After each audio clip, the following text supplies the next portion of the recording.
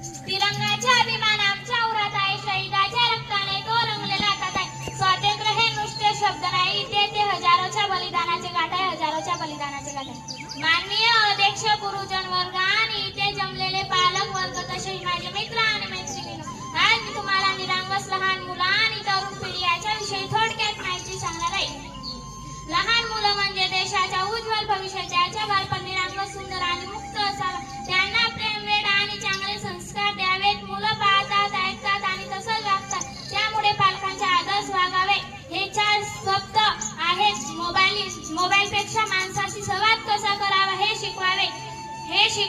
खेळ, गोष्टी, वाचन आणि संवादातून त्याचे बालपण समृद्ध करा. आई वडिलाचा एक शब्द त्याच्यासाठी संस्कार असतो.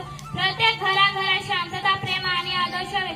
आजचा तरुण हा फक्त शिक्षित नव्हे तर सर्जनीला आहे. मोबाईल, इंटरनेट, सोशल मीडियाच्या दुनियेत तो जगतोय, पण ही ताकद देशाच्या उभारणीसाठी वापरली पाहिजे. एवढं बोलून मी माझे 2 शब्द संपवते. जय हिंद, जय भारत, धन्यवाद.